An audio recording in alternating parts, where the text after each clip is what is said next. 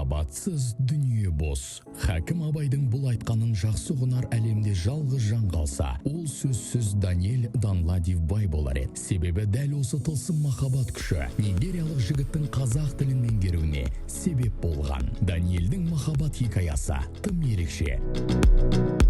Мен қазақ тілі үйренген хикаям ерекше. Бір кезде мен Арбатта аппақ киіммен жүргенмін. Және де әп-әдемі әйел мен де сияқты аппақ киіммен көрдім.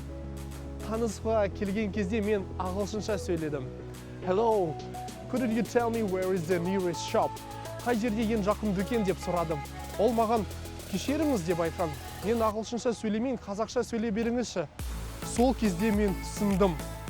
Осы қыздың махаббат алу үшін маған қазақ тілі үйрену керек. Және де мен жақын дүкенге барғанда қазақ тілі сөздік сатып алдым. Сол арқылы мен қазақ тілі үйренуге басталдым. Менің ойымша барлық Қазақстан тұрғыны қазақ тілін жетік білуі керек.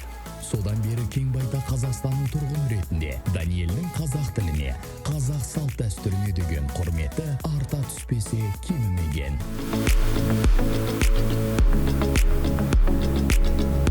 Сәлеметсіз бе? Сағат неше болды? Айтып жібересіз бе? Сағат 2 болды. О, көп рахмет. Мен қазақша сөйлегеніме таңғалып қалдыңыз сияқтысыз ғой? Я бірінші рет көріп тұрмын, өте таңғалып тұрмын. Таңғалатын несі бар, Алматыда тұрам.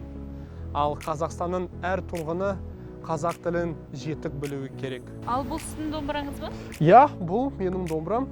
Сізге күй тартып берейін ба? Қарсы емеспін. Онда қарсы алыңыз.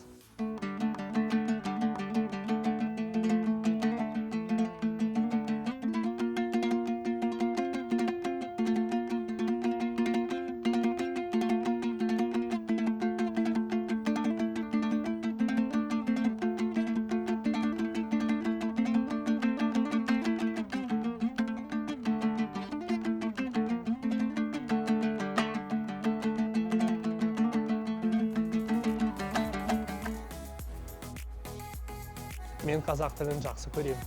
Қазақтың салт дәстүрімен өте жақсы көремін. Өйткені ол нигериялық дәстүрменен ұқсайды.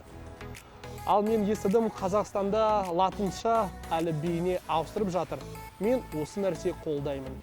Өйткені мен шетелден келген туысқандар, басқа елдерден келген қонақтар, туристер, оларға барша ақпарат түсінікті болады енді.